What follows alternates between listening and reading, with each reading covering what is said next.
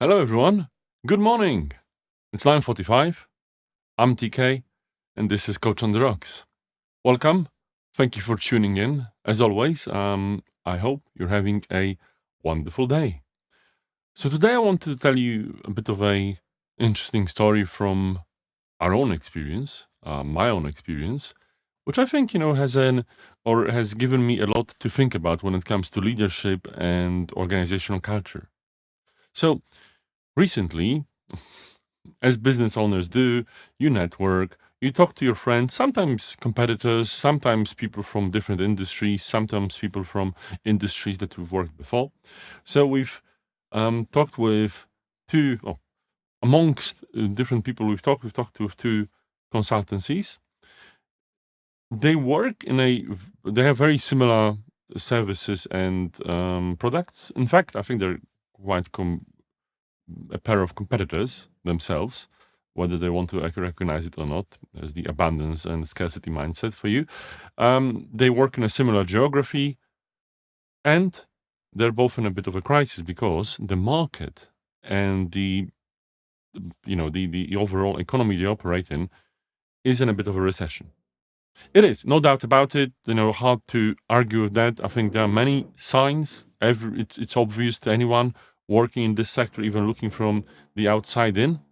But the interesting thing is, how do they approach it? How do they actually deal with it? And it reflects their personal attitudes. So, company A, what they do is they say, well, we've tried a couple of things. It's a recession. Everyone can recognize that. There's not much we can do about it. It's best just to wait it out, gather and our strength, and survive the lean years. We should not blame ourselves for this situation. It's unproductive to constantly be running around like headless chickens. This probably won't work.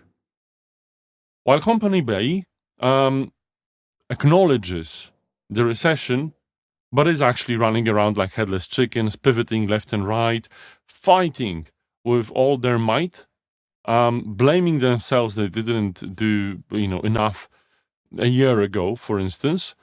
And yeah, it's also quite hard on them, right? On one hand, the other company accepts that a bit more. The second one, company B, may acknowledge it, but tries to fight it.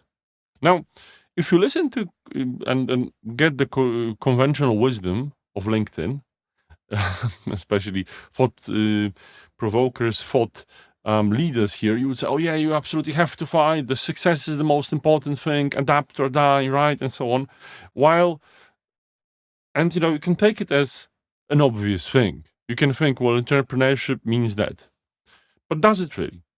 So I postulate to you that both approaches, both stances, both mindset have a sort of their own logic, and maybe they're both right in a sort of a way, right? Because it depends on your life's philosophy.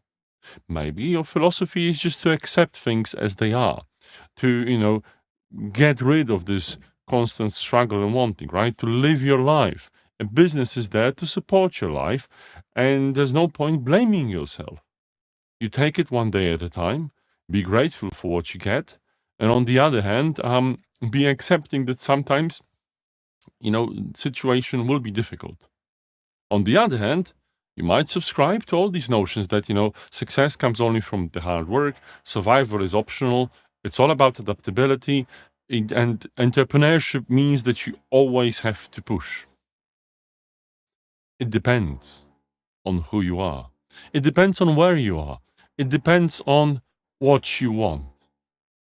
Both have their own merits. And you can say, you might write in the comments, and I'm sure many of you will, plus messages and maybe reposts, saying one or the other is true. It's such a debate going on. But what I would encourage you to do is just accept the fact that people have different mindsets. And accept the fact that it all comes from the internal values of the people that actually make this decision, set the culture of the organization. The only thing I ask you to consider, and my maybe input here is, think about who is it that you are, who is it that the team of leaders and founders or owners of the organization are, and what is it that you want to project onto your organization as a set of values, for instance, on how to deal with crisis or recession this way. Think about that and make your choice.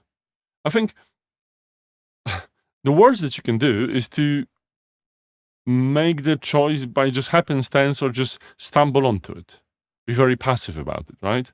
Acknowledge who you are. Acknowledge what's your set of values and philosophy.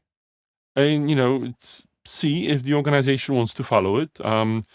It's unfortunate that there's a discontent, if there's a disconnect. All paths can be right. And at the end, I will say that company B isn't doing any better than company A at all, right? And the question is, who's right and who's wrong? Who knows what's good and what's bad?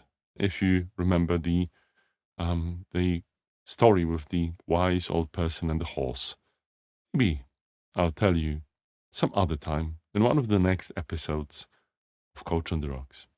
Bye for now, and as always, I'll see you tomorrow.